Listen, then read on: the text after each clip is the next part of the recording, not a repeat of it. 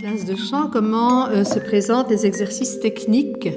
C'est tout d'abord la respiration qui est en même temps une décontraction corporelle et un éveil du corps en travaillant sur les énergies qui atteignent différents organes. Mais la variété est en grande demande actuellement, donc la Sparrock est tout à fait ouverte à ce genre de formation vocale qui demande exactement la même formation de vocalise et technique, que ce soit pour la variété ou pour le chant classique.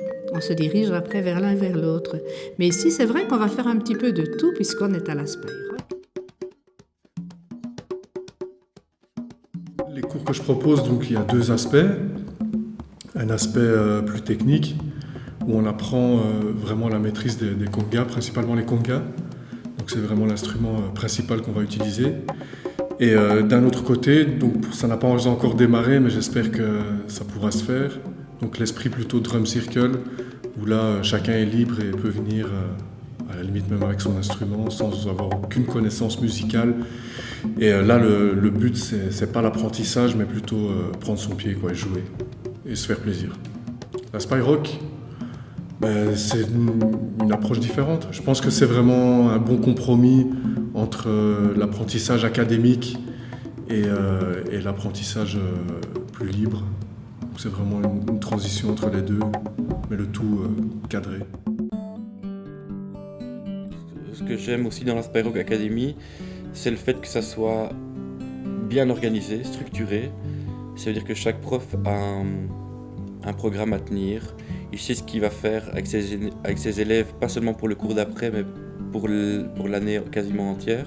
Il y a un cursus qui est établi. Simplicité, parce que quelque part, on se prend pas la tête, on fait les choses dans la bonne humeur, simplement, avec de l'humour. Avec les enfants, tout se fait dans la nuance et tout se fait au cas par cas. Maintenant, ce qui marche très bien avec les enfants, évidemment, c'est de tourner chaque exercice, etc., sous forme de jeu.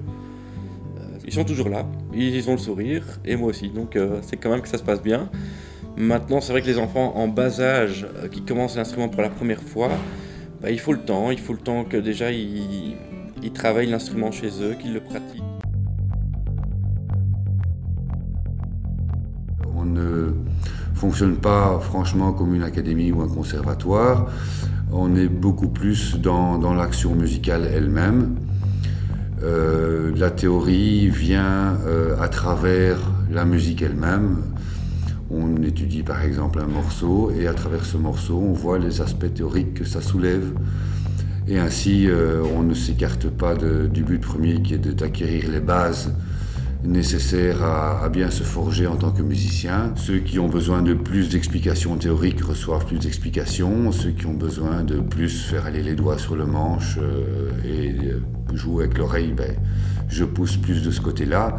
Mais je pense que chacun s'y retrouve. La basse, c'est donc l'instrument qu'on n'entend pas vraiment, mais qui permet au morceau de tenir debout.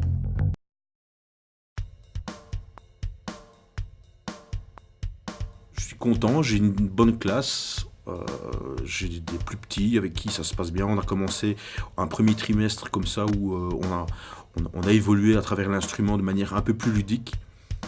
La Sparrock est dans sa globalité un projet qui est super intéressant par tous les aspects qu'il propose, donc notamment évidemment les cours de musique qui se démarquent un peu par rapport aux autres écoles privées, par rapport aussi aux académies.